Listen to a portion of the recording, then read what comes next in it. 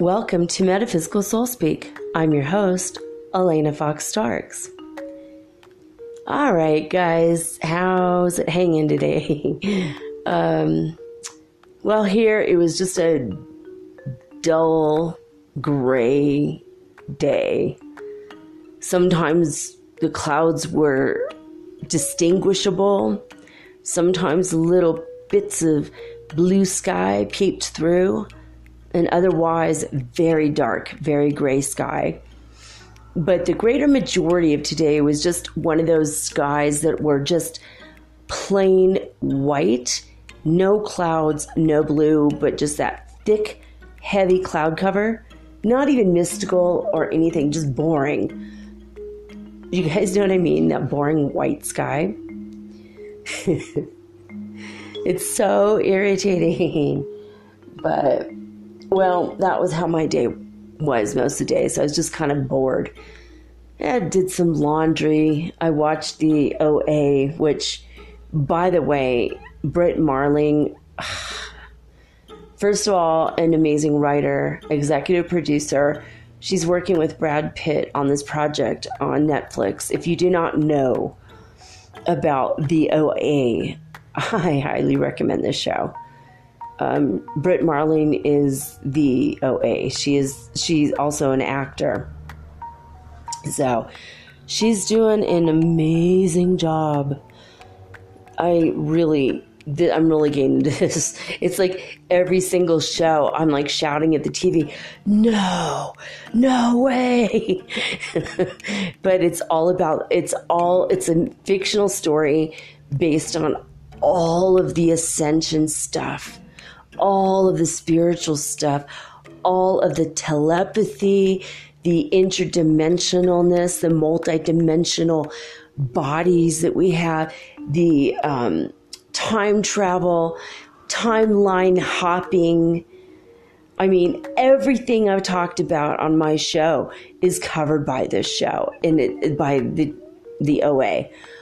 Everything I've talked about on my podcast practically has already been brought up. And this is just the second season.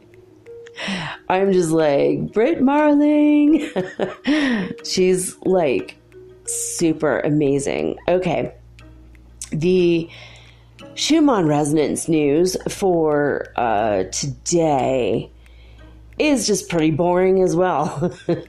We had 20 hertz happen, several peaks up to 20 hertz and then back down again. And then a little bit later in the day, we had 225 hertz peaks. And pretty much that's it. Pretty much that's all that happened.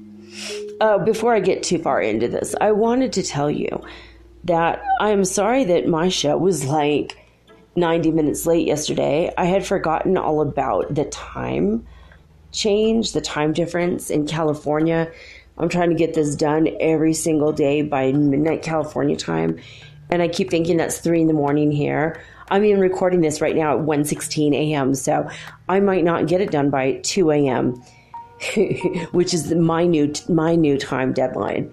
So I don't know. I'm trying my best. I was actually trying to get it done at 7 o'clock at night yesterday. Actually, I was starting it on time, but my app doesn't really work very well when my internet is out. And all day long, it was such heavy rains, thunderstorms, lightning, that it's like I had no internet for hours. It was like on and then off and then on and then off. And I couldn't even watch anything. And like YouTube, I couldn't do any research. It was like, I'd be like 10 seconds into it and then it would just stop and be like loading for 30 minutes. And then it'd go on for 1 minute and then loading for another 10 minutes to 20 minutes. It was ridiculous. So, I really should have got it done in the afternoon, but I didn't. And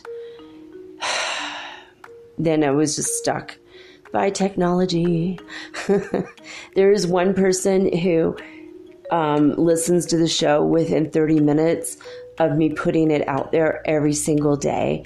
And because I was so late, this person didn't even listen to it till the morning. I'm so sorry for whoever you are. I know that you're such a loyal listener, and I love having you as my listener. And I'm so I feel really guilty about this, actually, because I'm trying every day to get this out. 7 days a week I'm here doing this show, and it's like,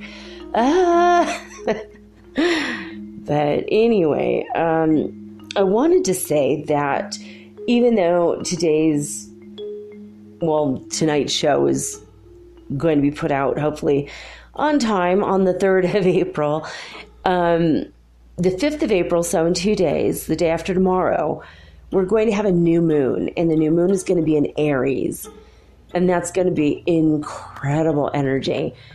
Everything that you've been meaning to do, that you've been maybe putting off, you're going to have the headspace to do it, and with a vengeance, with a passion and ambition that you probably haven't felt in a while. It's going to be really profound, but the signs that it's going to be the most profound for are going to be Aries, Cancer, Libra, and Scorpio. It's going to hit them in different ways, and I'm not going to go into all that, but if you go to bustle.com, they have an article called 4 Zodiac Signs the April 2019 New Moon Will Affect the Most. So you could just look that up, and it's pretty interesting, actually. Now, the least affected will be Aquarius, Gemini, Sagittarius, and Leo. Now, for the rest of us, this new moon basically means that we are, with a vengeance, going to just change our core beliefs. Now, I don't understand how this is going to do it, but it's going to push us to feel differently about the stuff we held the most dear to the core of who we are. That's intense, guys, because your core beliefs are like, if you were raised Catholic, okay, I'll give you an example. If you're raised Catholic like I was, I told the church off when I was 8 years old, but from the time of me being a baby to 8 years, everything was about the Catholic Church. It was like everything. I mean, on the weekends, I spent time with my aunt who was a nun. She was a Carmelite nun. They're allowed to get married and have kids. So, so she was very involved with the family. She did not live in a convent. She lived at home. But her faith was so unshakable that my Aunt Titi never had one sniffle, never had the flu or cold her entire life. She dedicated every waking second, even her sleeping seconds probably, except when she was drinking and gambling, but we're not going to talk about that. She liked to have her fun too, but everything was about Jesus, and it was about the church. It was about, being a nun. And so I grew up in this environment, serious, heavy-duty Catholic environment, which is hilarious because in my moments alone, I was like, I'm a shaman. I was communing with nature. I was literally telepathing with the animals, mostly crows, and with the deceased spirits of Native Americans. Were like coming and teaching me and training me and talking to me about stuff and telling me how things really were for them. So obviously I didn't trust Catholic Church as far as I could throw them. Or maybe I should say I didn't trust Catholic Church as far as I could throw a crucifix. But so it was like this dichotomy in me. Maybe that's what made me a rebel. I don't know.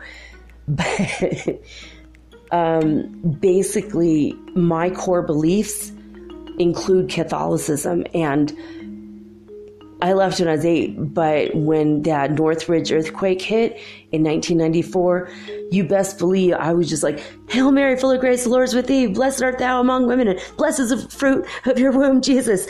Holy Mary, Mother of God, pray for us sinners now at the hour of our death. And I could not stop saying that prayer over and over again in a complete panic, just like that.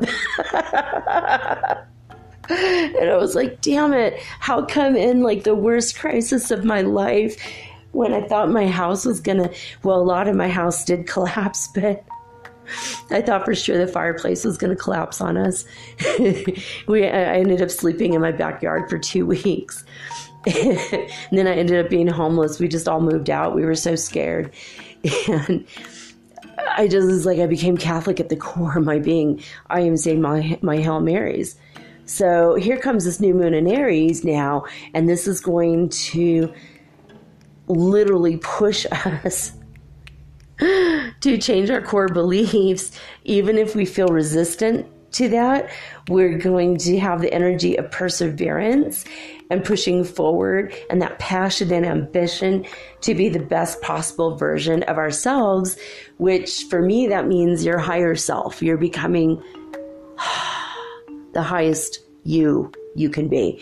And that means reaching for the highest timeline, by the way. You're going to be hopping to the highest timeline that will be the best for you, the best for your spiritual growth, the best for you to go into the fifth dimension, the best possible timeline for your ascension. So we're going to have a lot of new beginnings, lots of goodbyes. In fact, I was just told, and this is kind of crazy, but I was just told before I jumped on here that I need to do some clearing work throughout my Facebook. And anyone who has not been emotionally supportive of me, people that have talked about me behind my back. So now I've got to start looking into psychically all the people on my list. If they've ever said an ill word about me behind my back, I'm supposed to use kinesiology and dowsing to find that out, because I want to purify my life, and I'm getting this huge push from the universe and the cosmos. Like, I'm getting this energy of it's time to clear everybody the F out that's not serving their highest purpose, and they're not serving you as a real relationship. I know for a fact that all of my friends from Colombia definitely staying on the list. Lifetime friends. Like, people I will love the rest of my life. You know, a couple people from Peru that I met definitely staying on the list. But I mean, there's some people that added me for weird reasons, like they're trying to date me or trying to ask me for money. And most of those people I've weeded out. I mean, I've like deleted like 100 people in the past few years that came under false pretenses into my life. And, you know, just even today, someone from the Gambia wrote me out of the blue and says he's needing me to give him $100. And I'm like, dude, I you know, if I have $100, it's going to my oldest son who's homeless. So sorry, that's kind of, I have other priorities. You know, you're talking to a single widowed mom with hardly any money. It's like, just because I have a show. And I don't even think he even knew that I had a show. He just was like, oh, gee, you're American, you must be rich. Ugh, thanks for the stereotype, buddy. It's like, I don't know. I told him I'd pray for him, but I mean, these are the kinds of things I'm talking about. So if you have people in your life that are pushing you in really weird ways, like I had a guy who like hounded me for like 2 years to make a GoFundMe for him and his two sisters, and they're all crippled in wheelchairs in Morocco. And he said that the government won't help them. So I started this enormous petition and I circulated it around the world to help them so that I could get enough signatures to hand in to the King of Morocco. And then I started this GoFundMe page, and I wrote, and it took me like freaking 3 weeks to write this beautiful page. I made it all perfect. I went online with it to start getting donations, and I got like $20 or $40 or something in donations, and I sent that to him right away. And he was pissed off that $4 were taken out by the GoFundMe site. And then he said, I need you to take the whole thing down. And it's like, dude, you just been freaking wasting my life. Like for 2 years or whatever, he just wasted my life. And I was just like, you're wasting my time. Like, I ain't nobody got time for that. Feel Good on the Feel Good is the name of his channel. Not Feel Good, but PHIL. That's his name. Feel Good, just GOOD. He said that in meditation he was told to be a dot. Don't be a straight line. Don't be entangled with other people. Just be a freaking dot, because if you're a dot, people will come to you that need to be with you. You become magnetic that way. And it made me realize I need to stop chasing after what I'm looking for. I need to become the magnetic center by which I'm attracting the things I need to attract to myself. And so I wanted to pass that idea along to you, because that's like freaking amazing, right? Like, don't be a string, be a freaking dot.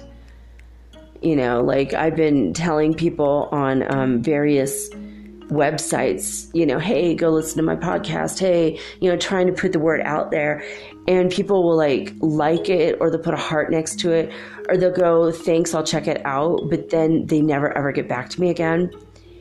And I feel like they're just paying lip service, or looking like, you know, they're liking and hearting everyone who has any kind of thing to say, because they want more subscribers, and they're not at all like genuine in wanting to know me, even if they send a good comment. So I'm like starting to feel the disingenuousness throughout the lightworker community, and I'm like starting to notice that.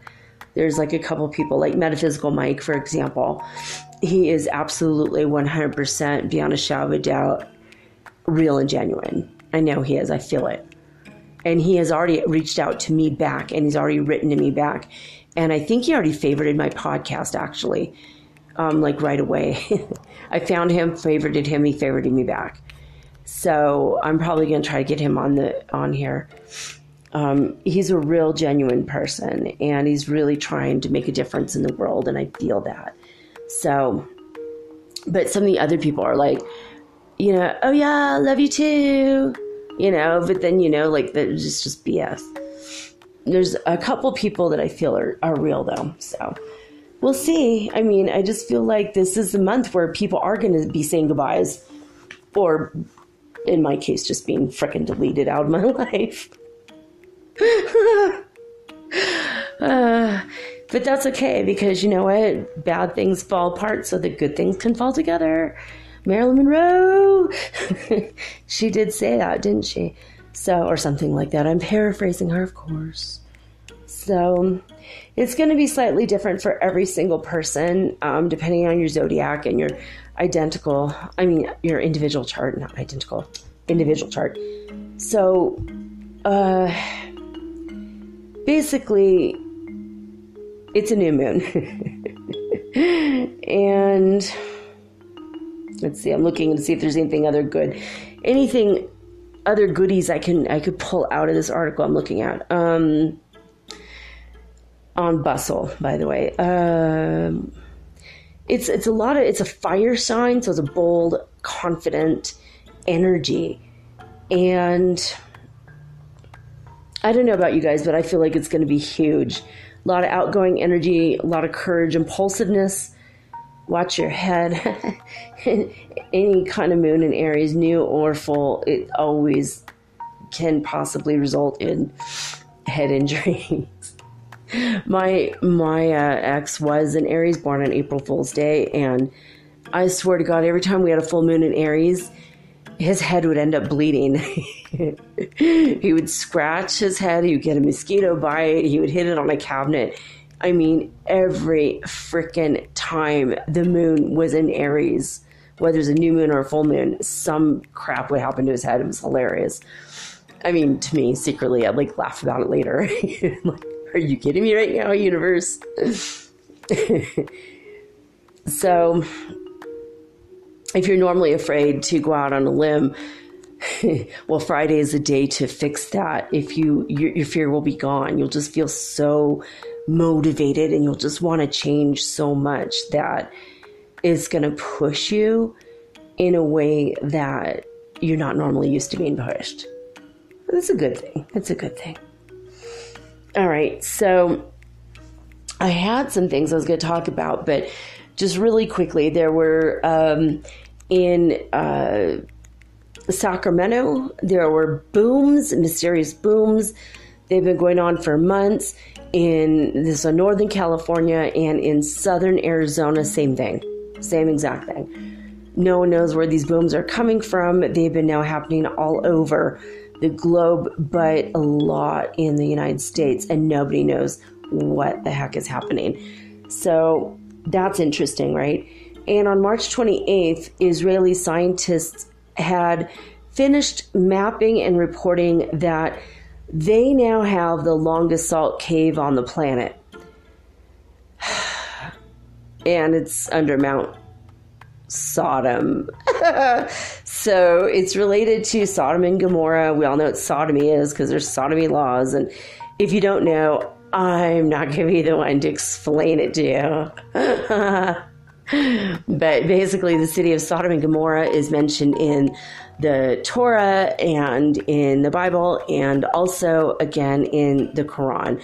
And Sodom and Gomorrah was an ancient city, and in this ancient city, people had become very, very, very wicked, and everyone was sleeping with everybody, and it became very, very, messy, and people were drinking and just carrying on in all kinds of bacchanalian ways. And it wasn't just for a festival, though. It was just like every frickin' day, constantly. And there was only one family in the whole town that were good, and it was Lot and his wife and their two lovely daughters. And an angel of the Lord came, knocked on the door, and they were afraid to let them in. They're like, oh, we don't let anyone in this town. We're scared. Like, they were like the only good people in the super bad neighborhood, basically. And the angels came and said, no, you're going to come with us. We're angels of the Lord. We're going to protect you. And what we're going to do, you cannot see. So no matter what you hear, what you see, you see flashes of light, whatever, do not turn back. We are warning you, do not turn back. So Lot and his wife and his daughters were ushered to the edge of the city. The angel said, we now have to destroy this whole city because God had sent us here to find 10 good people, and we only found the 4 of you. We could not find 6 other people that were good. So you guys go, get away from this place. We're turning it into like salt. So as they were running away, a big flash of light and a trumpet sounded, and Lot's wife got curious, and she turned back and turned into a pillar of salt immediately. And then Lot and his 2 daughters kept running, and they couldn't even look back at her. They just had to leave her behind. She's just now salt. And then now they're living in a cave, thinking they're the only people on the whole fucking planet. So yeah, that's just... Then there's some other weird, creepy crap that happens later. I just don't even want to get into. But let's just say, okay, yeah, no, let's not say any of it. Some things are better left unsaid. Okay, and on that note, I am going to come right back after this message. And when I come back, tonight's topic is really strange, but also very ancient. We will be discussing the deities of the Mami Wata from Africa. So I'll be right back.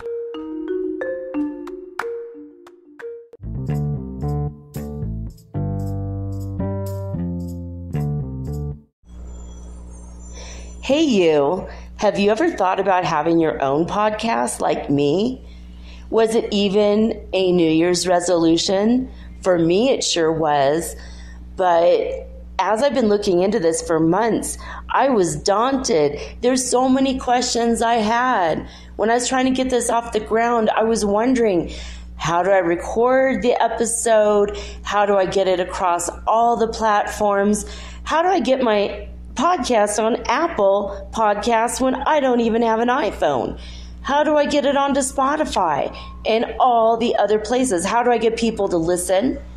And how do I make money from my podcast? How do I edit it? Oh my God, I had all these questions, and I was so confused until I discovered the simple answer is Anchor. Anchor is a one-stop shop for recording, hosting, and distributing your podcast. Best of all, it's 100% free, and it is ridiculously easy to use.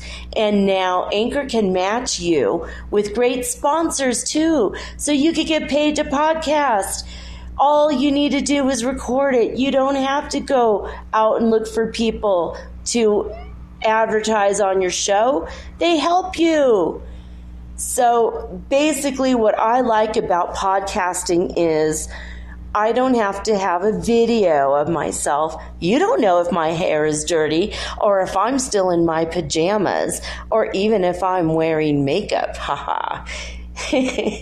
And it's so easy. I could do this from the comfort of my own home in my living room using this amazing app right from my cell phone. So easy, right? So if you've always wanted to start your own podcast and make money, by the way, doing it, please go to anchor.fm/start. That is anchor.fm/start to join me and the diverse community of podcasters that are already using Anchor. Again, that's anchor.fm/start. I can't wait to hear your podcast, and I can't wait to favorite you. Woohoo! Let's be broadcast podcast buddies. I'll see you there.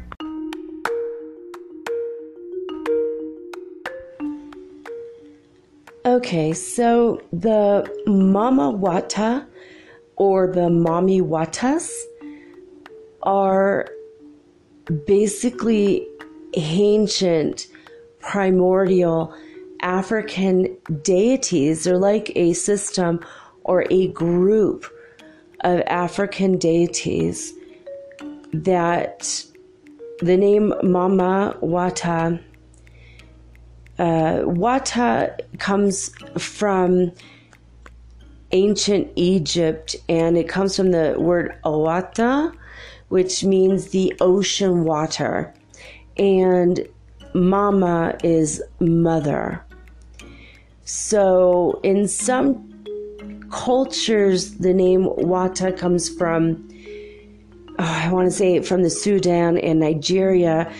The ancient languages, Wata also means woman, so woman, mother, or mother, woman. And the Mama Wata is a group of female deities that have been loved, worshipped, revered, prayed to, and they have been guardian spirits for thousands and thousands and thousands of years, dating back to the origins of Africa.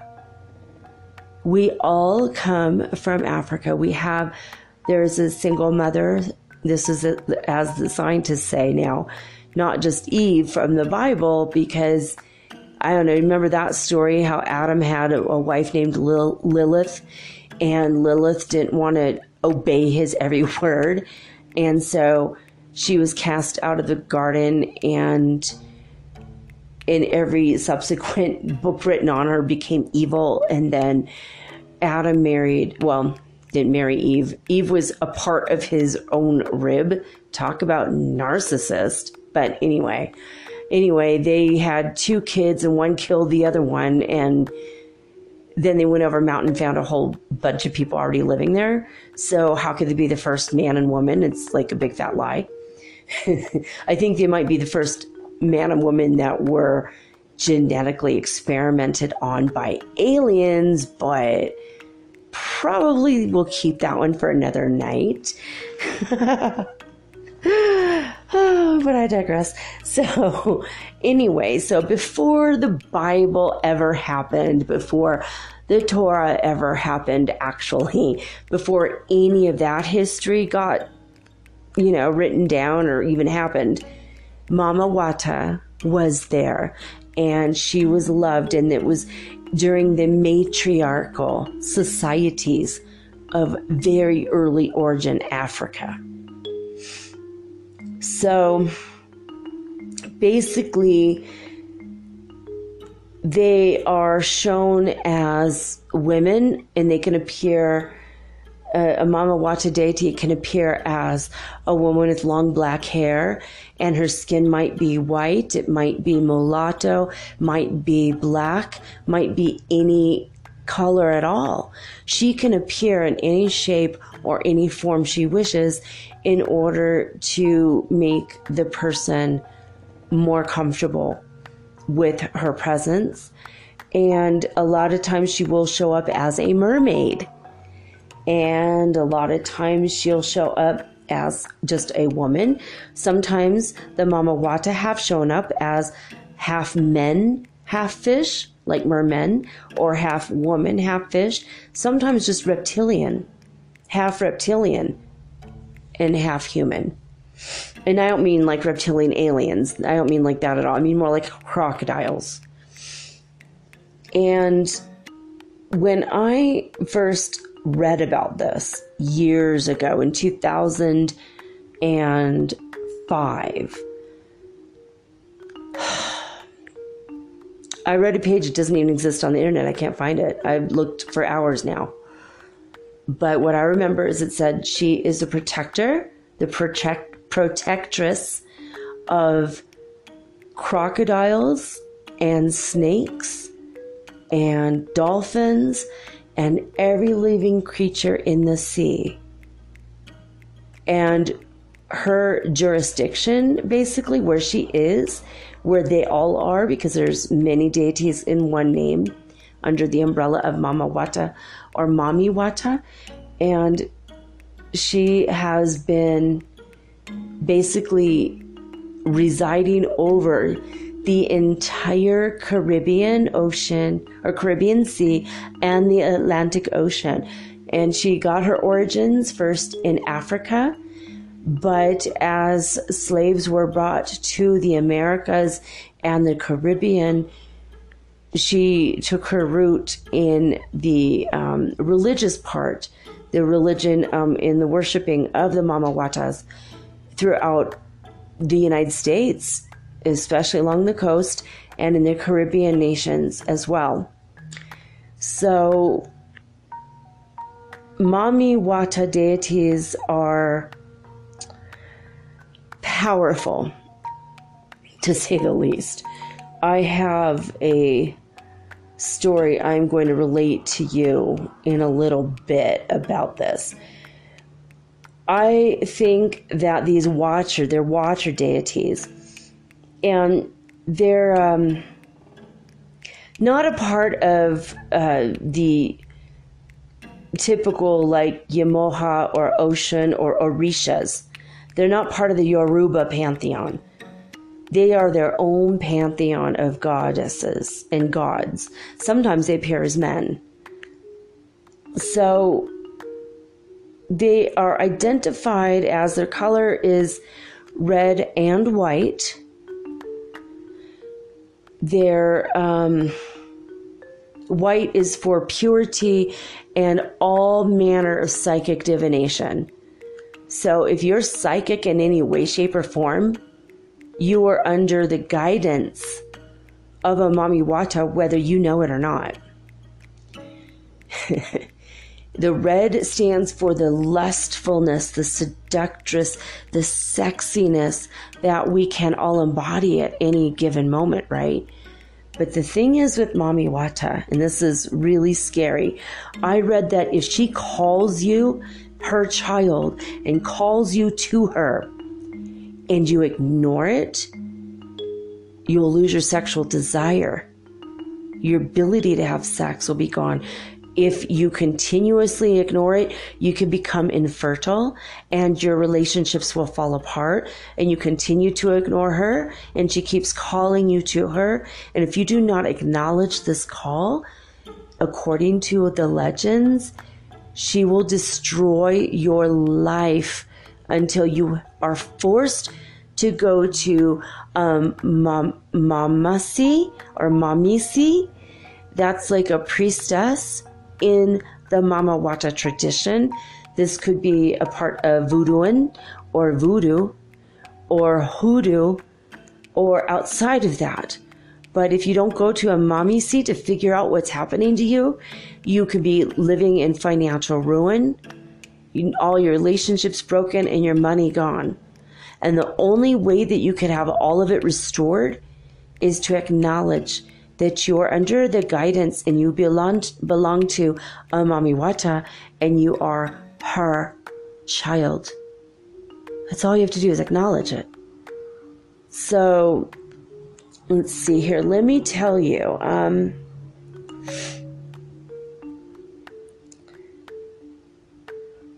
These are like nymphs or mermaids, mermen's, worshipped as goddesses and gods, born from the sea.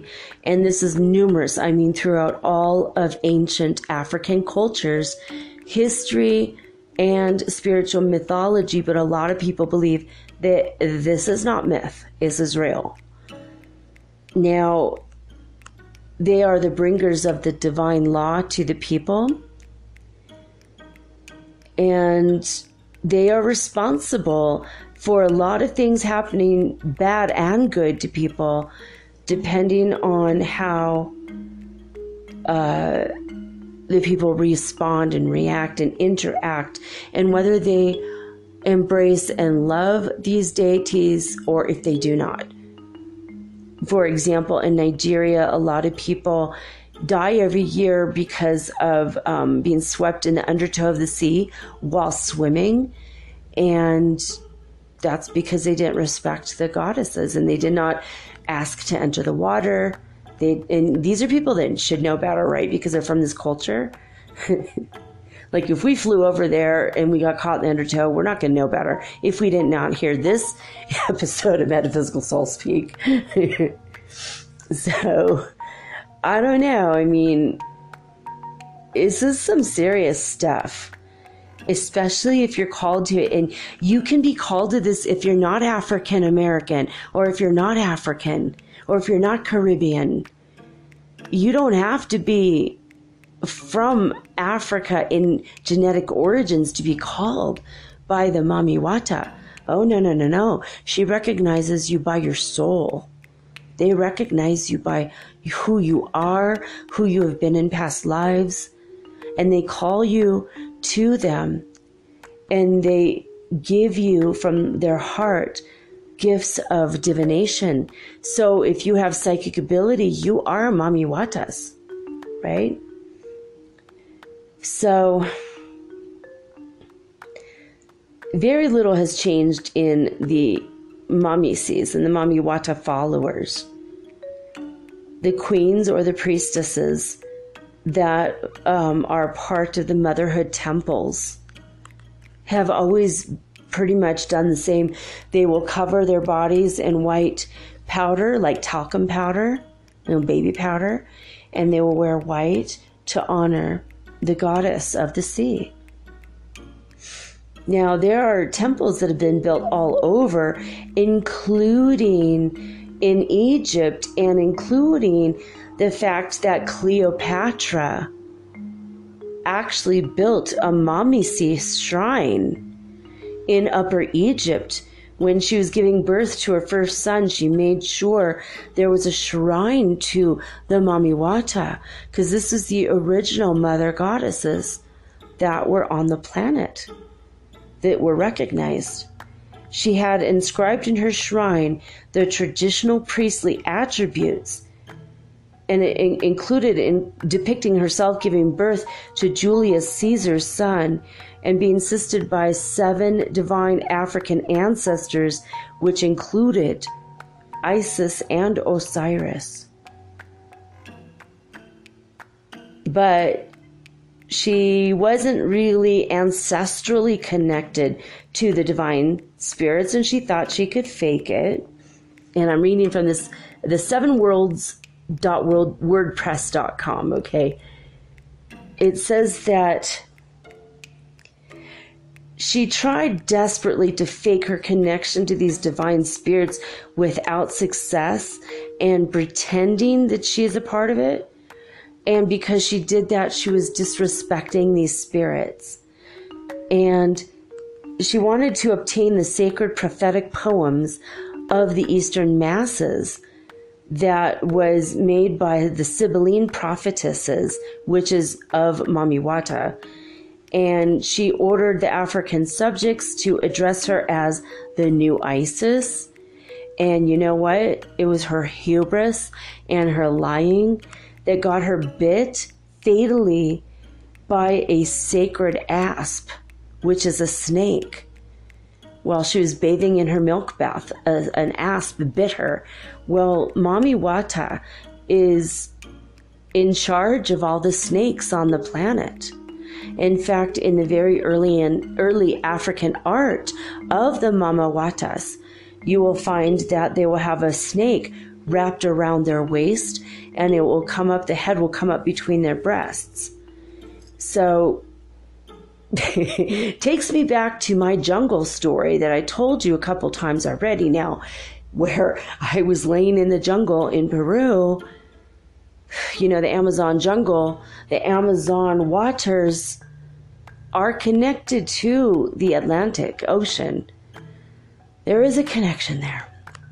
Anyway, so now that I'm remembering and realizing this, I know that I am from this. Even though I do not have a genetic ancestry link, I have a spiritual link to them.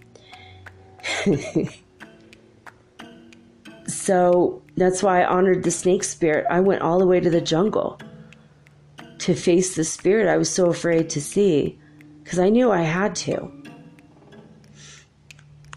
But the snake came up, and when I said it came up and went over my face, it like came up between my breasts. I didn't want to mention that, but now I'm reading this on this page. I'm like, oh, yeah, maybe I should mention that.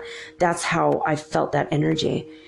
And you know what's ironic is when people, you know, are worshiping or praying to or asking, petitioning for favors, they will wear white, and then they will have a cloth snake that they made into like a belt, and they wrap it around their waist. Where else have you seen that? Do you remember, guys, where else that is? If you go back to the Rider-Waite tarot deck, you're going to look at the Magician card and see that his belt around his waist is a green snake wrapped around his waist, and it's biting its own tail as its own clasp to keep it together. That's also known as the Ouroboros, and the Ouroboros is a snake eating its own tail. It's also related to Egypt. It's the sun disk, and it is the symbol of eternity and everlasting life. I've seen the Ouroboros as, in the Celtic tradition, it will be a fox eating its own tail, or a dragon eating its own tail as well. And that means the same exact thing. It's just a different form. So let me see here. Okay, so Mami Wata is ancient. And if you follow the path of the mystic, a prophet, a prophetess, a sage, or an avatar, or a Yaya Tunde of Africa, then you are literally a child of the Mami Wata spirits. And it does transcend all race, class, or gender. Mommy will call who needs the powerful force in their lives. Mommy will call those people to them. Okay? Like I said again, this is a plural word. Yeah, let's see here. And we're all related to this because we all descend, again, I already said this, but we all descend from the African mother, the African continent. So somewhere in our familial line, someone did know something about this. And some people don't have any calling at all to her, but other people have a very strong calling by the Mami Wata. Now, she is, or they are known as guardian deities, and they especially guard the spiritual gifts of clairvoyance and divination. But even if you like to give speeches, you're an orator or a poet, if you are any kind of a healer, then it's very, very possible and quite probable that the Mami Wata are taking care of you. Now, a lot of times a calling, if Mami Wata is calling you to her, besides all the things I mentioned before, you also can experience a mild depression or as bad as a spiritual psychosis. A lot of people, especially in the African American community, and especially men, have turned to drugs and alcohol to try to self-medicate against the depression. And a lot of times they don't understand that they're being called by Mami Wata. It's in their genes. It's in their blood. It's almost like they're hereditary magicians. They have that magic, but they don't know because they've been cut off because of all of the slavery and all that happened. A lot of the cultural and spiritual heritage was lost, but Mami Wata still calls the people that are meant to be hers. And so there's a lot of people that are very spiritual, but they end up being schizophrenic or psychotic, or they have a psychotic break. And when I lived in Detroit, I met a couple of people like that, and I didn't know this. Today doing my research, I discovered this. I'm like, oh man, I know 2 people I could have told this to. If they would have turned to the spirituality side of things, they would heal their mind. So, Mami Wata is basically guardians of anyone with any form of divination, and there's a huge list. I'm going to read it to you.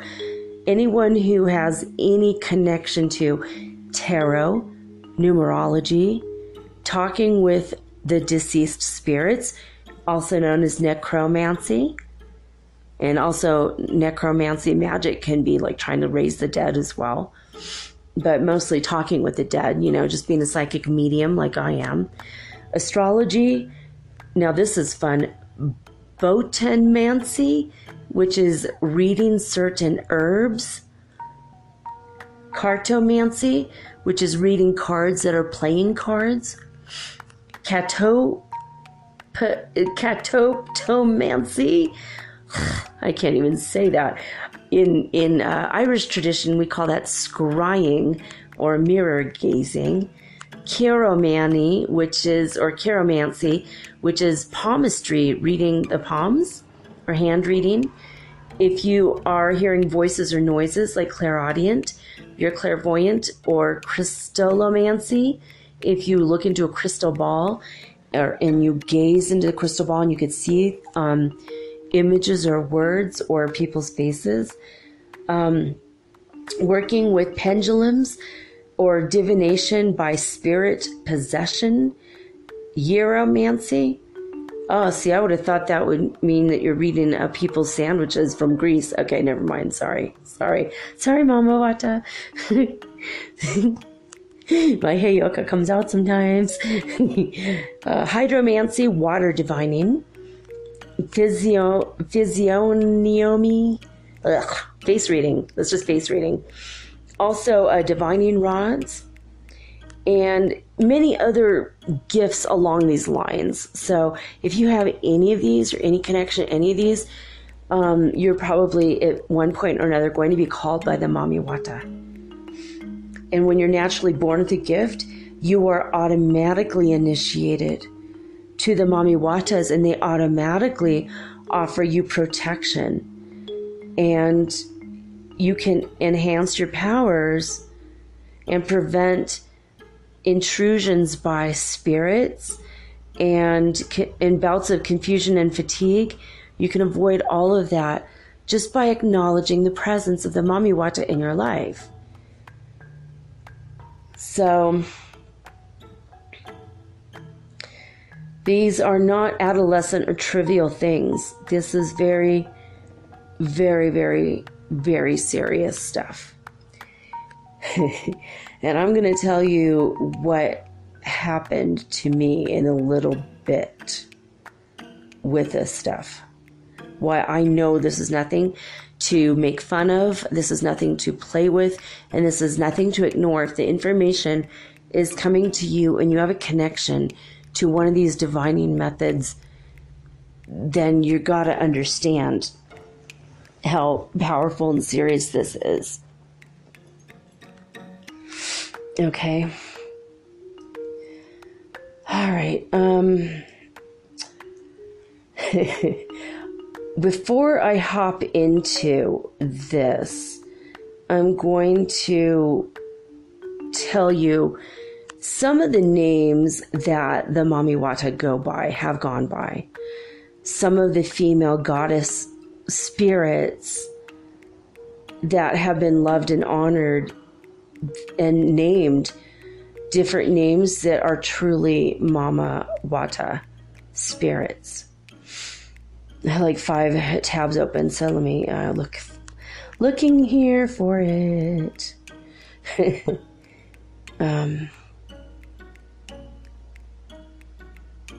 Yeah, it even says on this page, MamiWata.com, they say that there's what happens in African American men is if they're born to Mami Wata and they ignore her call because they don't know what it is or what's happening, they are having spiritual sufferings, and it goes worse and worse and worse. I mean, it can end up criminal behavior, suicide, schizophrenia, melancholy, depression, social malaise, psycho-emotional deprivation, and a bio-spiritual deprivation. It's just all pervasive. And it's a lot of people will just think that this is, well, I'm African American, but I don't have to go back to the African American ways. You know, I'm a college educated man. I live in America. This is a modern era. We have cell phones and computers. This is BS. I'm sorry to say, if you're an African American man and you're ignoring the Mami Wata, you might actually be suffering spiritually. If not now, if it happens in the future, please understand that you're going to have to acknowledge in one way or another. You know, go to the Caribbean and make an offering. Go to the Atlantic Ocean. You know, put a flower in the water and say thank you for protecting you. Because they will pull you to them. I'm going to tell you in a minute how it happened to me, and I'm not even genetically this, I don't think. I would love to find out I'm part black. I'd be super thrilled. But as far as I know, I'm not, but I would be so happy if I found out I was. It would make so much sense because I'm being pulled by the Mami Wata, and I have for a very long time. So maybe it was on the Wikipedia page. And it's saying also that the Mami Wata are not able themselves to really have babies. They're not fertile. So a lot of African communities in Africa, like different countries, have little traditions that they have their traditions that little pockets of people in different places will say, oh, if a woman gets pregnant, then the Mami Wata won't protect them as much anymore, or they'll kind of like shy away from that. But if you pray for fertility, then they will continue to watch after you. Let's see here. I had this amazing website open, and it had a list of goddesses that are related, that were, so like Isis is one that is related. Oh, and by the way, the feast day of the Mama Wata if you wanted to honor them, June 25th. And the attributes are snakes, pearls, gold, and diamonds. The patronage is the water, the sea, mermaids, all markets, divination, healing, money, music, and luck. So it's, what's it going to hurt to light a white candle for the Mami Wata in your life, right? I'm trying to see this page. Let me look. Okay, so now over 6,000 plus years, the Mami Wata have existed way before the patriarchy came to the planet. And among all the people in the whole wide world, the ones that are most loved and revered by the Mami Wata are the African descendants. The male African descendants are the most loved and admired by the Mami Wata.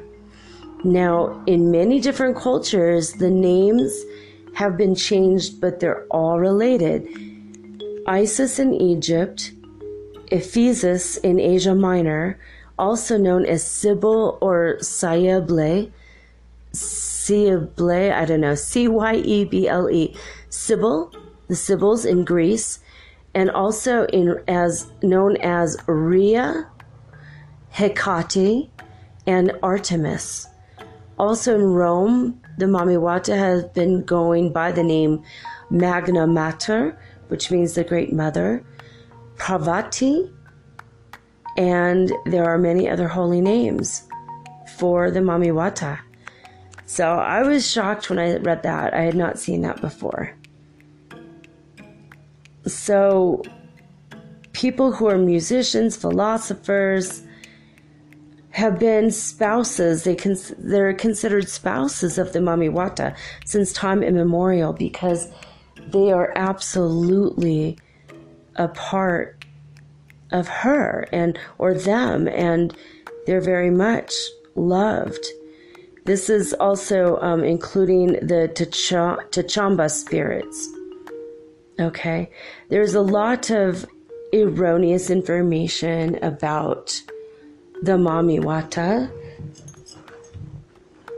A lot of anthropologists don't really truly understand the culture, and they don't take the time to get it on deeper levels.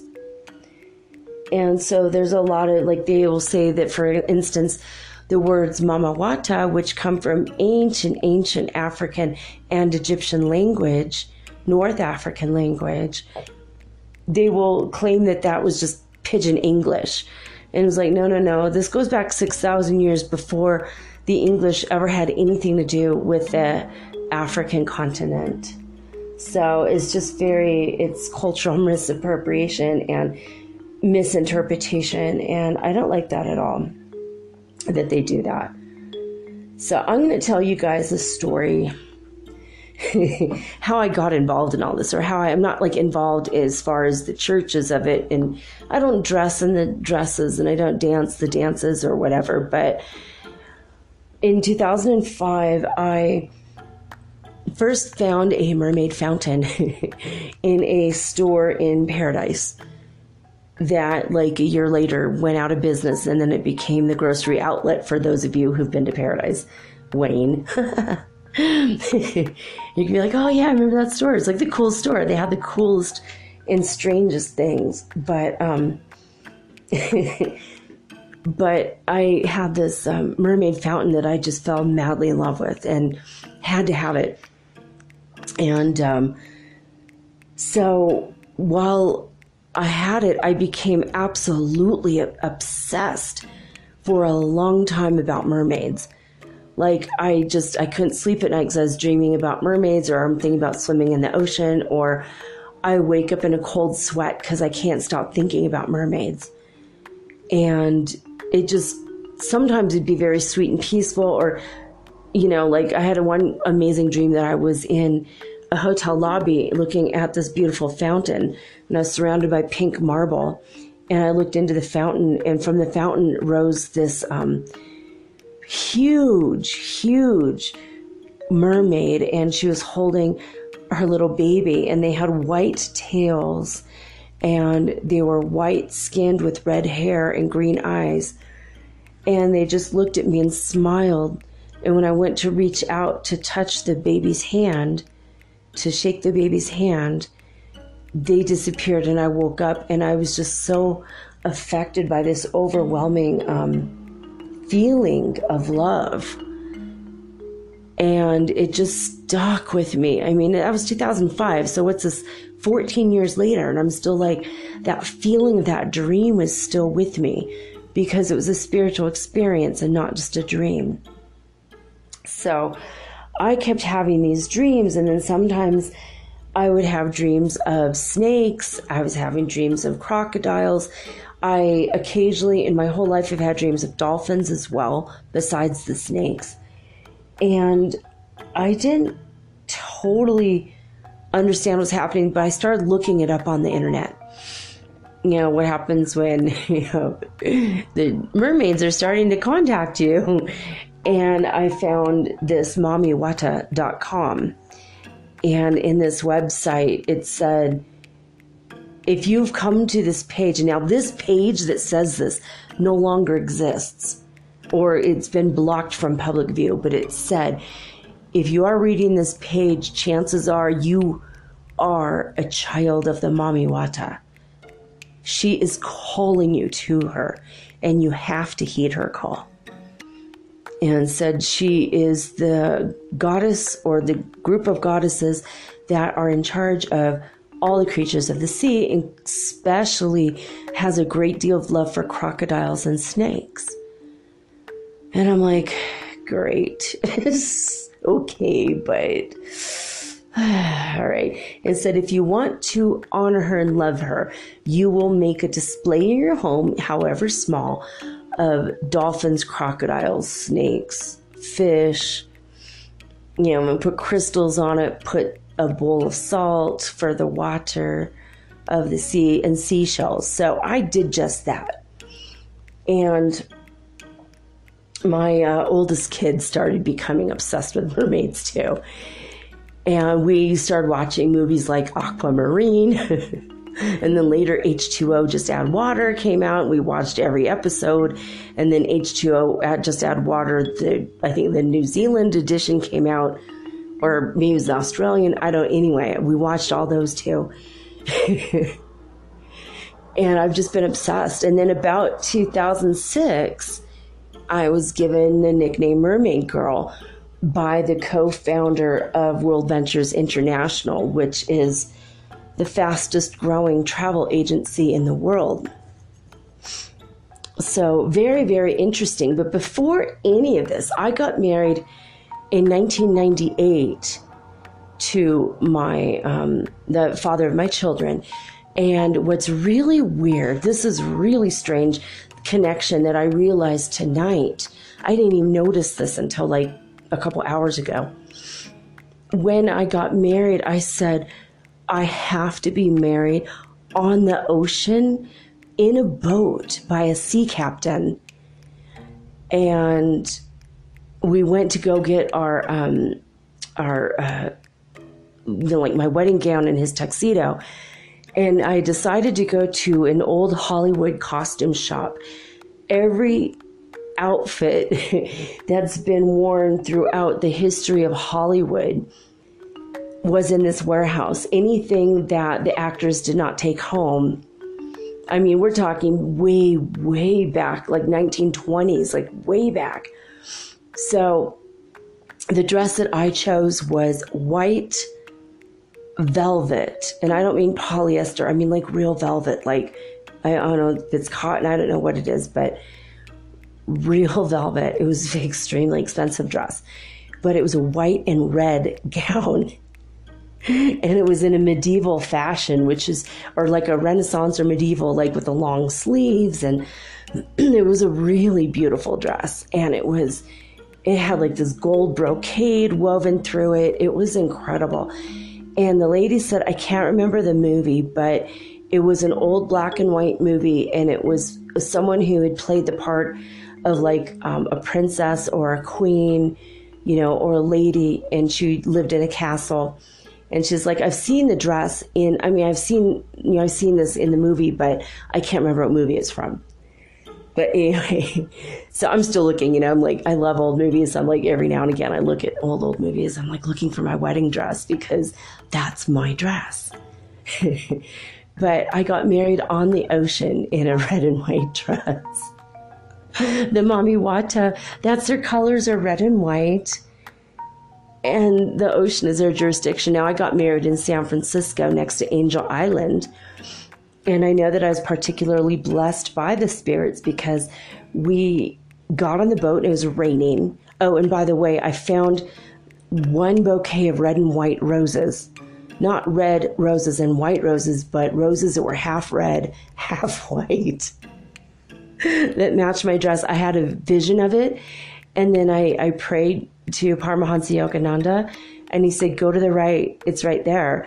And I went to the right, and it was like, we're in the harbor. It's like all boats and, you know, bait and tackle shops. We were in Oakland, and I'm like, where the hell? We're in Jack London Square looking for this place. And we went over right where Paramahansa Yogananda said, and there was a little tiny flower cart. He had 4 bouquets of flowers left. Orange, yellow, just red, but they were half dead. And then a beautiful, fresh bouquet of half white and half red roses. And it was just a sign from God. This marriage is blessed. Everything is blessed. Today is blessed. Even though it was rainy and miserable. We grabbed the roses. We bought some champagne and champagne flutes in a store right there on the harbor. Went onto the boat. It took a couple hours, I think, or an hour and a half to get to Angel Island. We went next to Alcatraz. We went under the Golden Gate Bridge. Literally Golden Gate. I mean, that's like, sounds like heaven on earth right there, right? It's like a Ascension. It's like connected to the Ascension, actually.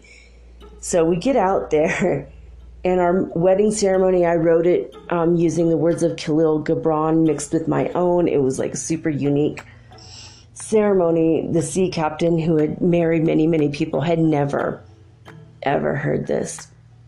Had never heard these words before. So he was like, wow, this is really actually very, very special. So anyway, we get out to where we're going, and it had been raining and raining, started raining harder.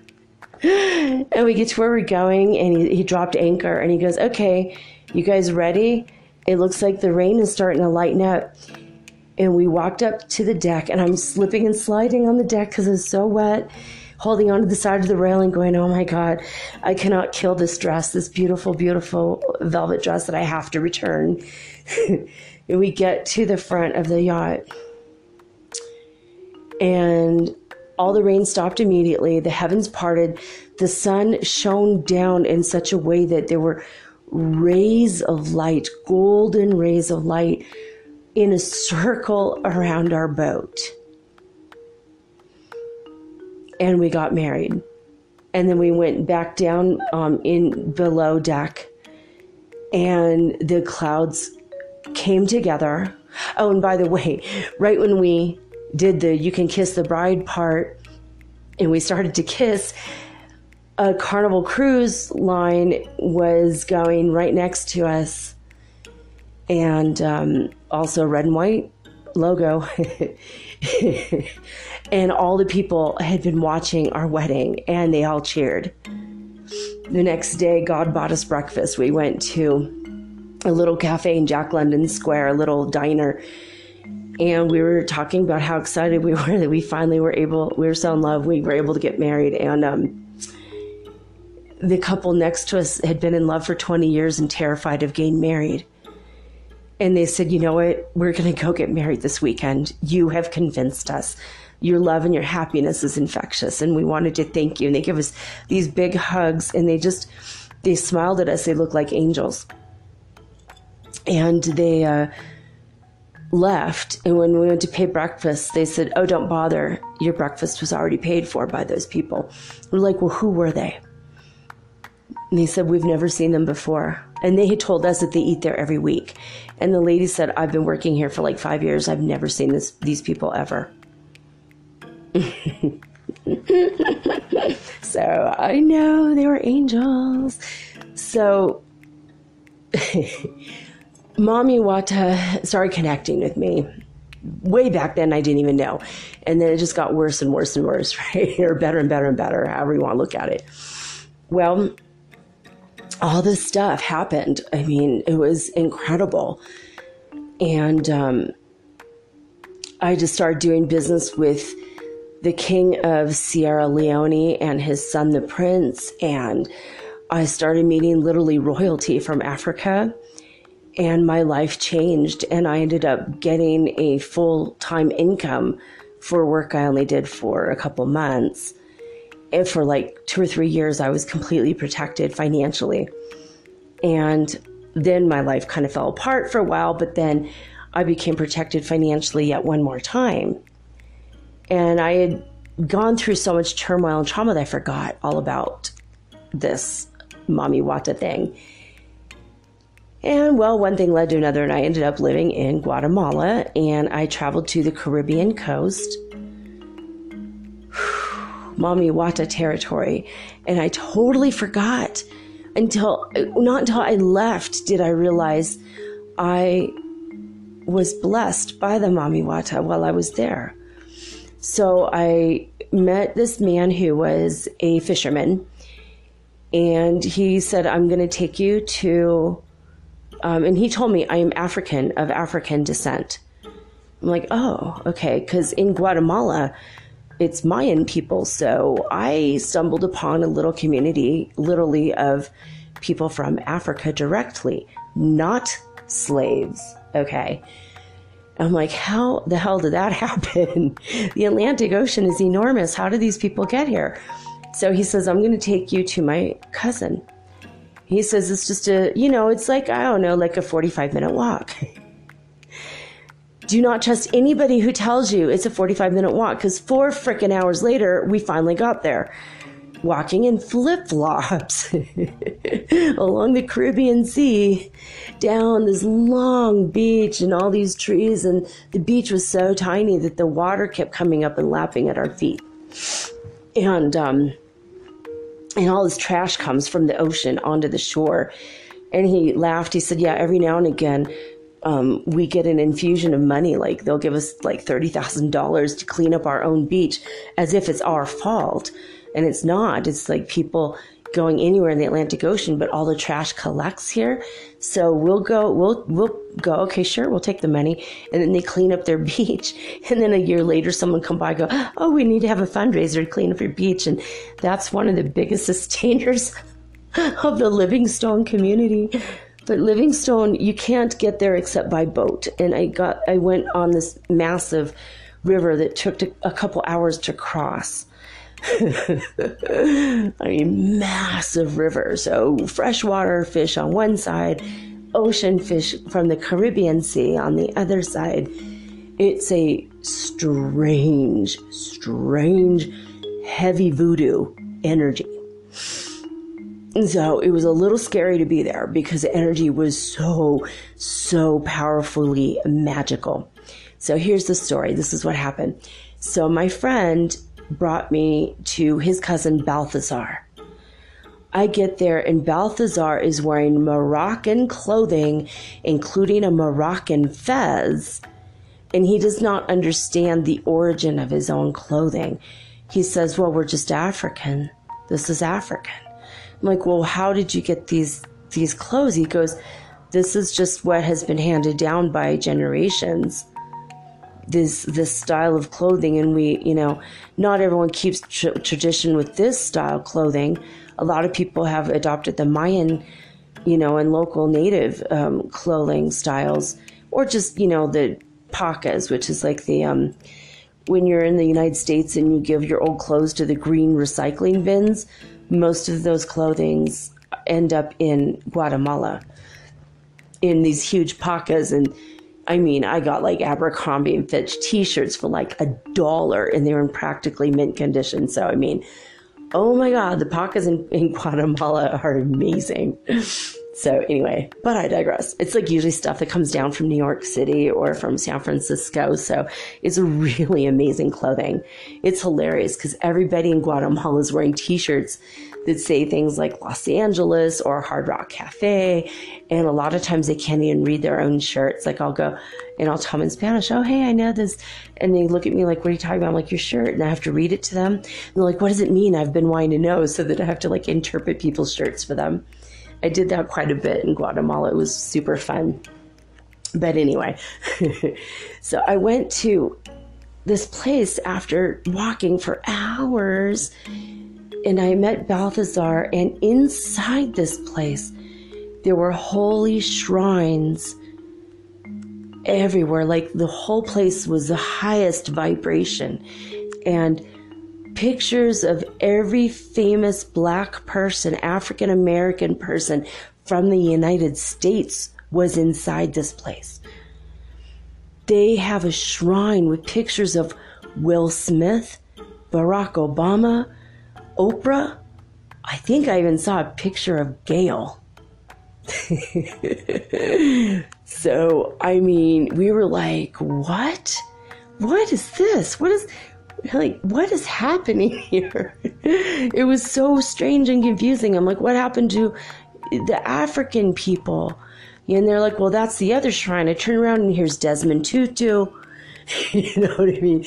Like, here's Nelson Mandela. Here's a picture of Winnie Mandela. They have a shrine in which they pray for every African descendant leader who is scattered throughout the whole world, and it's every single day. They keep this going. I thought that was very sweet. So I donated money, of course. Whatever money I had in my pocket, they had it. So Balthazar told me it's money to get in. I didn't realize it's a UNESCO World Heritage Site. And I didn't have the money to go all the way up into it. So he gave me 5 minutes to go and look at it. And I honored the 5 minutes. And, not 1 second too soon I came back. I wanted to honor, the whole thing. I'm like, well, if I come back, it's going to be by boat. God dang it. It's like it was like such a long walk from the town. Anyway, he told me this story. And I'm going to tell you guys now.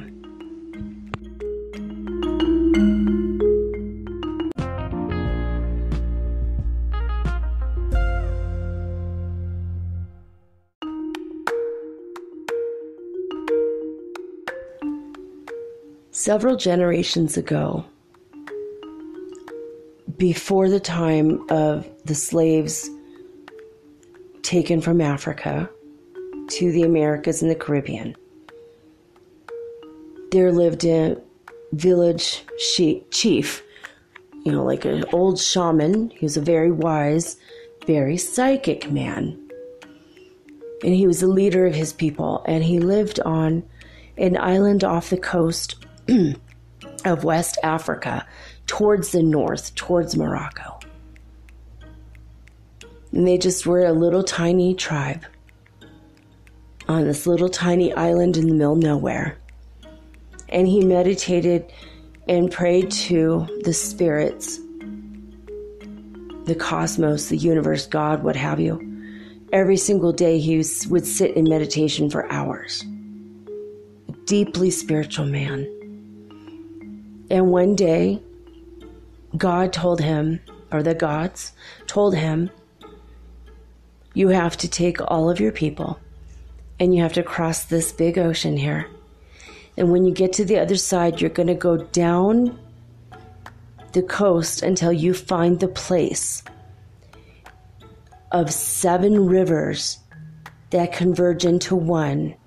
And this drops down into 7 waterfalls that converge into one stream again, and it goes out to the ocean, to the sea. This is the sacred spot of your people. So he complied.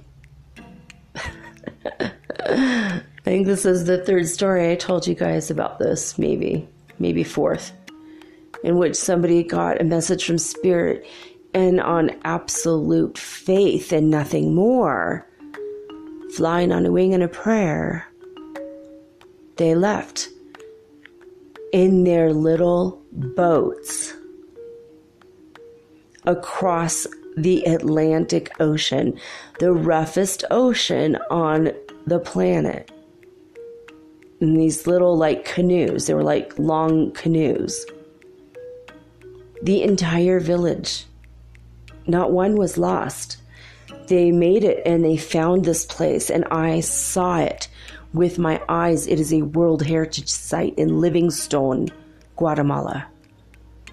Everyone's smoking weed there. They call it living stoned. To them, to their culture, it is, the cannabis is a sacred plant. And it's honored, loved, and respected. The minute you land, they go, "You want some ganja?" And you're like, hell yeah. Even the mayor, everybody.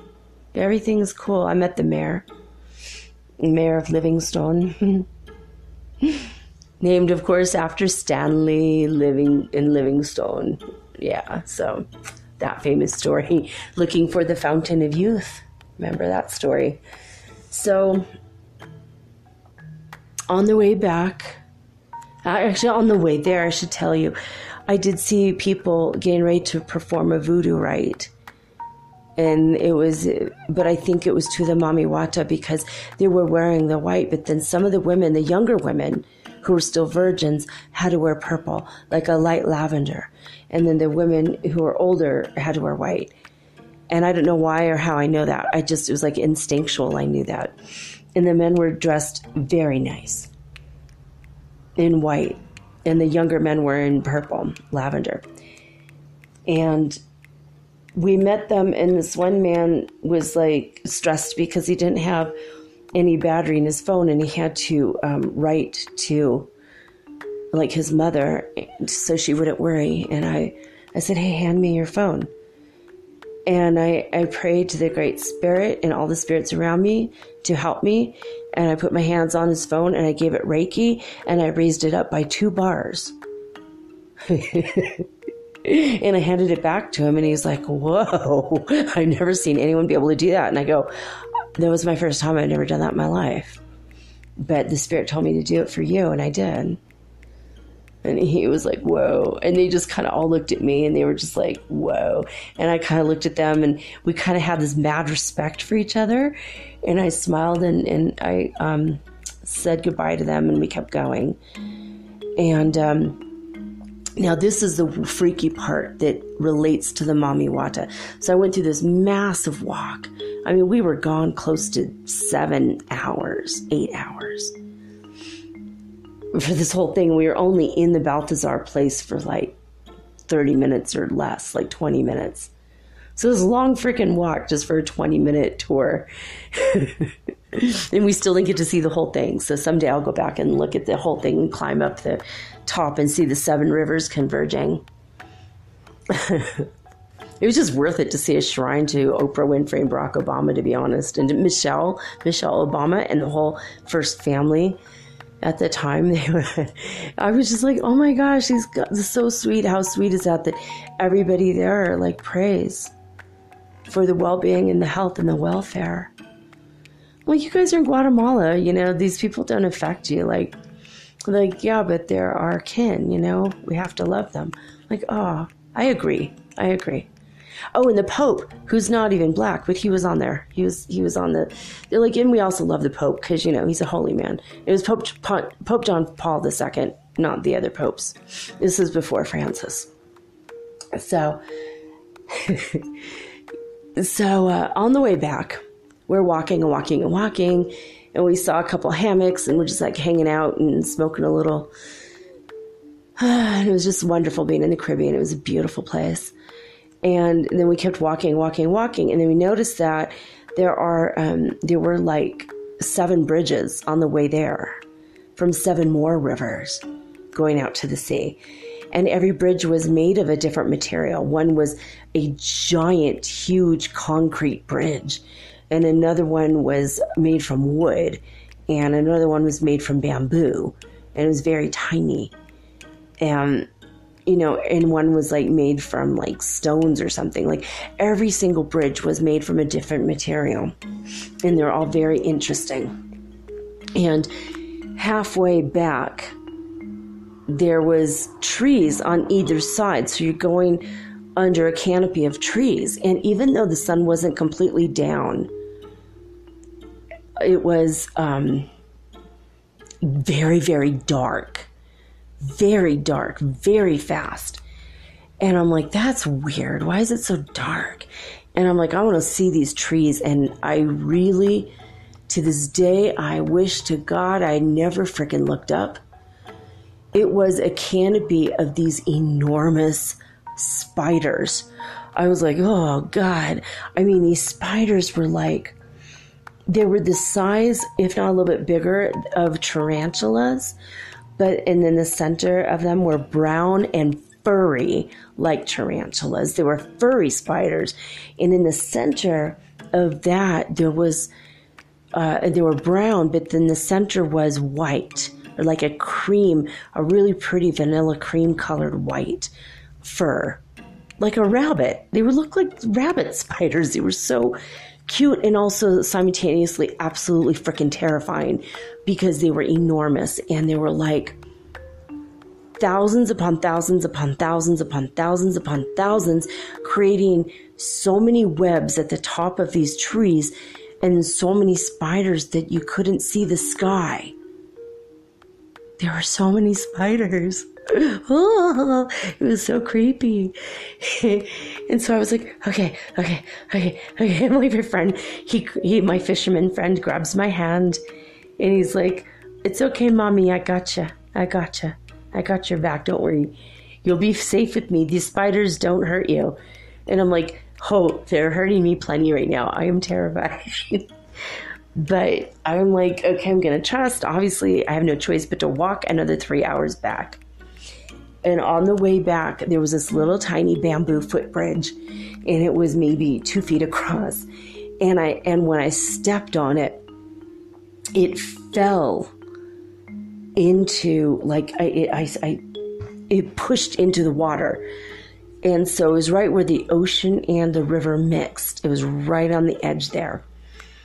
And I fell into, like, my foot slipped into the water with my little flip-flops on. And a baby crocodile, seafaring crocodile, ran across my bare foot. And as it did so, its little tiny baby crocodile tail wrapped ever so slightly around my right ankle. The one I ended up breaking a couple years later in Detroit, come to think of it. It wrapped around my ankle just ever so slightly and then kept going. It was like a little hug or a little caress. And I turned back and I said to my oldest, I said, hey, there's crocodiles here, little baby crocodiles, so watch out. And I kept walking. I said, just get through here quickly, let's go. And he's like, oh, Mom, nothing's going to happen. Well, he started walking slower, and I didn't notice that. So he ended up being a little bit farther behind me. Fell on the same bridge now that I did, but fell into that tributary that goes out into the Caribbean Sea. And as he did that, he fell onto a pile of crocodiles, and they went scattering in every direction. And he's like, oh, crap. Oh, crap, you know. And as he started to stand up, he saw Mommy, the mommy crocodile. And the mommy crocodile said, and my oldest, not to be daunted, said, really loud growl. And the mommy crocodile, who was pretty frickin' sizable, these things get up to 60 feet. Although she was only about 10 to 12 feet. She backed up when my oldest growled at her. And then we left. We just kept walking, and then we never went back. Because that was, frankly, quite terrifying. So, it was about a few months later, I realized, oh my God, we were protected by Mami Wata. Both of my kids and me, we all have these gifts. Not all of these gifts, but many of these divination gifts. So we belong to her. We were born initiates. Anyone with these gifts are born initiates. And those crocodiles did not harm us because we are initiates. I've been called to the Amazon River, which is connected. That water is connected to the African deities' water, and there are sightings of mermaids in the Amazon quite often. The people told me in Peru, the native elders told me that they honor the mermaid spirits. So. I don't know. I did not honor her. I wish I would have brought her flowers. I did, though. I did have a 7-power African candle that I did light for my birthday, and I told all the African spirits that I love them. And I felt I had safe passage away from that place. And when I prayed to them, I did see the 7 African, the Orshan, spirits in the sky. Like the cloud would be one face, and then the cloud would spin in a circle, and the second face, and then spin in a circle in the third face, until I saw all 7 African deities. They all smiled at me, and they looked me in the eye. And yes, I was very, very, very, very high, but it wasn't a hallucination. Everybody that looked up, they all saw spirits in these clouds. The Caribbean can have like a perfectly clear sky. In a matter of 30 seconds, you have cloud cover. And then the clouds twirl around and they just do these dances. And it is one of the most heavily, where I was at, was one of the most heavily voodoo, magical filled place I've ever been in my life.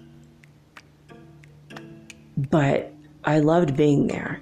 The power of the magic was just raw and tenable, and you could almost touch it. Every fiber of your being touched it. It was almost like every hair on your body was an antenna that received the magic inside your body. It was a very strange, palpable, visceral feeling that to this day, I never felt that anywhere. I felt magic in the jungle, but it was a light-hearted beauty. But in the Caribbean Sea, it was heavy, heavy, heavy energy. Voodoo magic. Deep, earthy magic. So I don't know. I mean, if Mami Wata calls you, she's real. They are real. They are real deities. Please heed the call. Just heed the call. And don't forget, if you're ever in the Caribbean, just float some red and white flowers out to the sea and say, Mami Wata, thank you. Just say thank you. That's all she wants, is her acknowledgement. But one time, right before my divorce with my husband, and right before he died after our divorce, I had one dream. And what the dream was, that I was standing on the shore of the Caribbean Sea, looking out to the sea, watching the clouds and the water, telling Mami Wata how much I love her. And she blessed me by having the Caribbean Sea come and wash my feet. That happened, but I forgot to say thank you at that moment. I've told her thank you a million times since then, but I forgot in that moment. Many times I've said thank you since then. Maybe not a million, maybe 5 or 6 or 20, I don't know. every time I think about this story, because it was so profound. I mean, but once you see a crocodile, it's like time to get the hell out of Dodge. You know, you're not thinking about being grateful at that moment other than, holy crap, let's get out of here.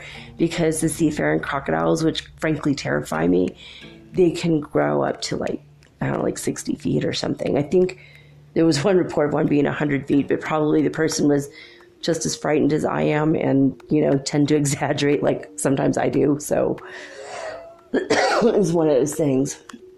Anyway, I hope you enjoyed these stories, and learning a little bit more about the Mama Watas or the Mami Wata spirits. They've been around for thousands and thousands and thousands of years. Nature elements, maybe. Goddesses, possibly. Anyway, I love each and every one of you. Thank you for listening. If you ever want to send me an idea for the show, metaphysicalsoulspeak@gmail.com. Also, if you want to send a donation via PayPal, that's one way to do it. If you don't want to go to anchor.fm/metaphysical, you could do it through my email as well. Also send me, ideas or comments for the show. But thank you for listening tonight. So that's all I got to say for today. Now I'm signing off with peace and love and joy and the magical high vibes of the holy fifth dimension. Until next time.